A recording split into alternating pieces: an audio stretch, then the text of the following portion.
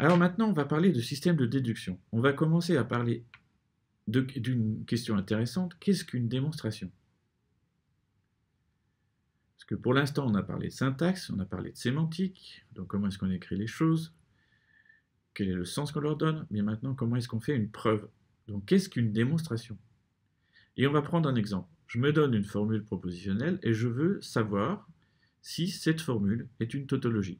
Je rappelle qu'une formule propositionnelle est une tautologie si elle est toujours vraie, si la fonction associée est la fonction qui est toujours 1, toujours vraie. Alors il y a une première méthode pour faire ça, et quelque part c'est ce qu'on a fait jusque-là.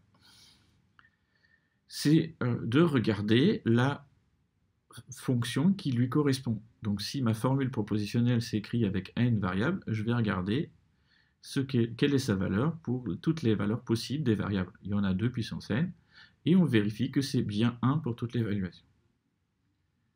Alors ça, on ne l'aime pas trop. Pourquoi on n'aime pas trop? Ben d'abord, parce que c'est une complexité exponentielle. En pratique, ça devient très très lent comme méthode, et ça explose très vite, car 2 puissance n, c'est toujours grand. Quand n est grand, enfin 2 puissance n est grand quand n est grand. Donc la complexité peut être énorme. Et en fait, en plus, cette méthode est toujours, explose toujours, dans le sens où c'est pas seulement sur un cas, mais pour toutes les formules, on va faire 2 puissance n tests. Donc c'est vraiment quelque chose qu'on n'aime pas, parce que c'est en pratique pas utilisable. On reviendra dans la troisième partie de ce cours sur la complexité. Et pourquoi un temps exponentiel est vraiment un problème. Bon, ça c'est une des premières raisons.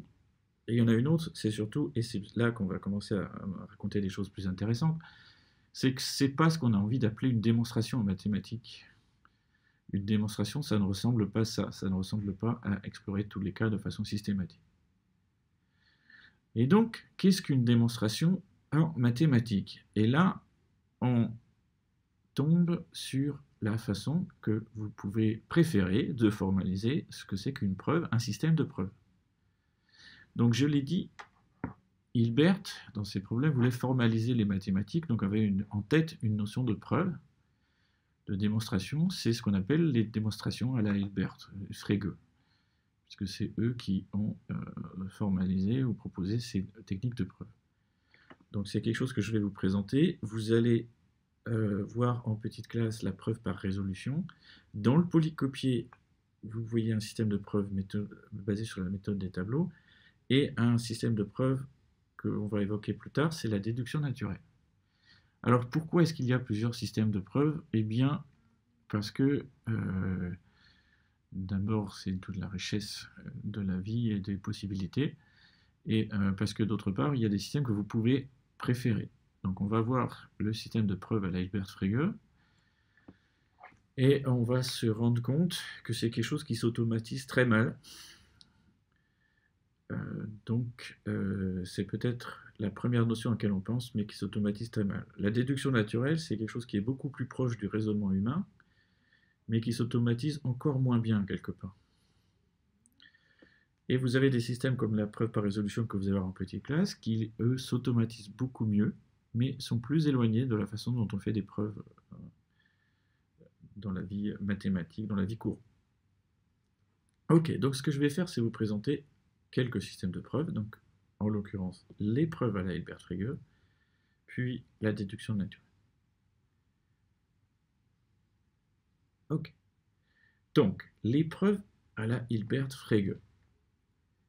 L'idée, c'est d'avoir une seule règle de déduction, qu'on appelle la règle du modus ponens, qui est très naturelle, qui est de dire que si vous avez prouvé f, que vous avez prouvé que f implique g, alors vous pouvez en déduire g. Donc c'est l'unique règle de déduction. Et on part d'un ensemble d'axiomes que l'on sait être des tautologies. Ce sont donc des axiomes qui, en pratique, correspondent à des tautologies, et on utilise une seule règle, le modus ponens, qui porte aussi parfois le nom de coupure. Donc par exemple, si vous avez prouvé que A est B, et que vous avez prouvé que A et B impliquent C, ben on en déduit C.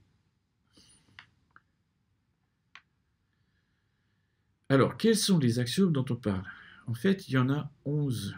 Et en réalité, c'est des familles d'axiomes. Il y a 11 familles d'axiomes. Les axiomes dont on parle pour le calcul propositionnel, c'est donc ce qu'on appelle les axiomes de la logique booléenne. C'est n'importe quelle instance des 11 tautologies que vous avez ici. Alors, qu'est-ce que c'est qu'une instance d'une formule propositionnelle? C'est n'importe quelle formule que l'on obtient en remplaçant certaines variables par d'autres formules. Je le répète, une formule f est une instance d'une formule g si f s'obtient en remplaçant certaines variables de g par les formules f. Donc, ces axiomes, qu'est-ce qu'ils disent? Vous avez en fait un axiome pour l'implication, un autre axiome pour l'implication, un axiome qui dit que si vous avez x1, alors vous avez la négation de x1, et la symétrique, etc. Donc je ne vais pas tous les lire. Mais je vous laisse vous convaincre que c'est tous des tautologies. Une preuve par modus ponens, c'est ce que l'on va obtenir à partir de ces axiomes et de cette règle de déduction qui est le modus ponens. Bon, en pratique, on veut souvent faire des preuves à partir d'hypothèses. Donc on appelle T les hypothèses, c'est un ensemble de formules propositionnelles. Et on cherche à prouver F, une formule propositionnelle. Donc une preuve de F à partir de T, c'est une suite finie qui finit par conclure F, donc Fn c'est F. Et à chaque étape, soit on a utilisé une hypothèse, donc quelque chose qui est dans T, dans les hypothèses, soit un axiome de la logique booléenne, soit quelque chose que l'on obtient par modus ponens à partir de deux choses qu'on avait déjà obtenues précédemment. Donc FI s'obtient par modus ponens à partir de FJ, FK, où J et K sont plus petits que I, autrement dit, ont été obtenus à des étapes précédentes. Comme on s'y attend, on va dire que F est prouvable à partir de T dans ce cas. Et la notation importante qui va revenir tout le temps, c'est ça, ce symbole, ici, veut dire preuve, prouvable, démonstration. Ce sont des synonymes. Donc je suis en train de dire que F se prouve à partir de T. Alors si on n'a pas d'hypothèse, eh bien on dit que simplement que F est prouvable, si elle est prouvable sans hypothèse, à partir de l'ensemble vide, c'est-à-dire en utilisant uniquement les axiomes de la logique booléenne. Alors peut-être un exemple. Voici comment est-ce que je prouve avec ce système de preuve que si j'ai F qui implique G, G qui implique H, alors F implique H. Eh bien, je commence par observer que dans mes hypothèses, j'ai G implique H, donc ma H. Ensuite, je constate que cette formule F2 est bien une instance de l'axiome numéro 1. En l'occurrence, puisque c'est celle que j'obtiens en remplaçant x1 par G implique H et x2 par F. Donc c'est bien une instance de l'axiome 1. Donc maintenant que j'ai F1, F2, je peux donc utiliser le modus ponens et déduire la formule F3. Ensuite, je constate que ça, c'est bien un axiome de la logique booléenne. En fait, c'est une instance de l'axiome 2. C'est un peu pénible. Donc dans l'axiome 2, on a x1, x2, x3. Et là, on se rend compte que c'est le cas où x1 vaut f, x2 vaut g et x3 vaut h. Donc une fois qu'on a déduit cette formule, on peut faire un modus ponens à partir de la formule 3 pour obtenir la formule 5. Maintenant, comme hypothèse, j'avais f implique g, et donc je peux faire un modus ponens à partir de f6 et de f5. Peut-être je devrais dire à partir de f5 et de f6. Et donc, j'ai bien une preuve de f implique h à partir de f implique g, g implique h. Quelle est la moralité de cet exemple? D'abord, c'est un exemple, ça vous permet de comprendre le système de preuve, mais surtout, vous le voyez, c'est un peu lourd. C'est un peu lourd d'utiliser autant d'étapes pour passer de f implique g à g implique h à f implique h. Et d'autre part, c'est pas si intuitif que ça d'arriver à construire cette preuve. Il faut une certaine habitude pour arriver à comprendre comment on peut le faire.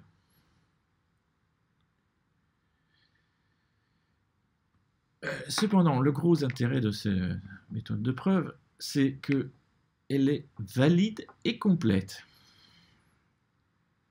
Alors, ce transparent, vous allez le revoir plusieurs fois, puisque c'est un phénomène qui se produit pour beaucoup de systèmes de preuve.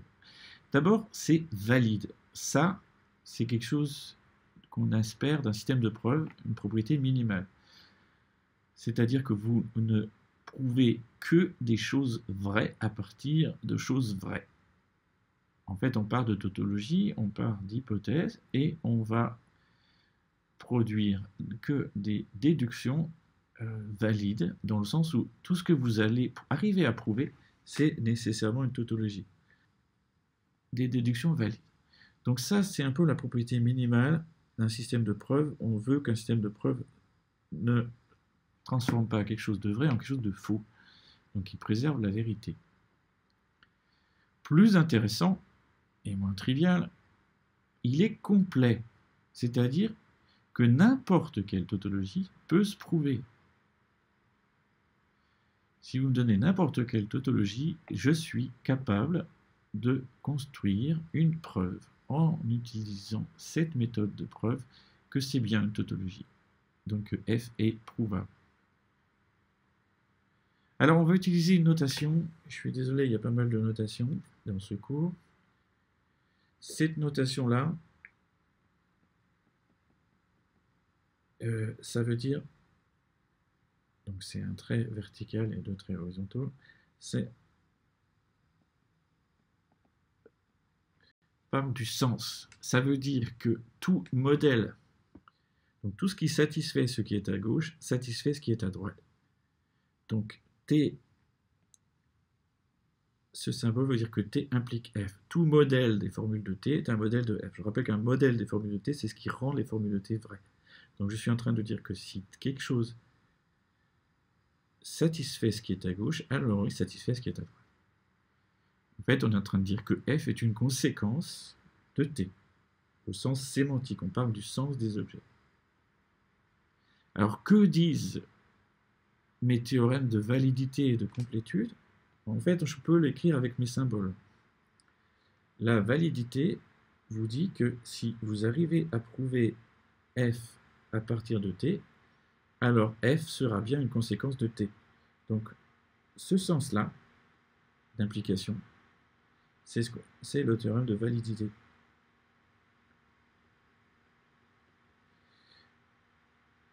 L'autre sens, c'est mon théorème de complétude. Et combiner mon théorème de validité et de complétude, ils disent en fait que mes deux symboles que j'ai introduits, donc ce symbole ici, qui parle de preuve, et ce symbole-là, qui parle de conséquences sémantiques, sont en fait les mêmes, dans le sens où si T est en relation avec F pour le premier symbole, T est en relation avec F pour le second symbole.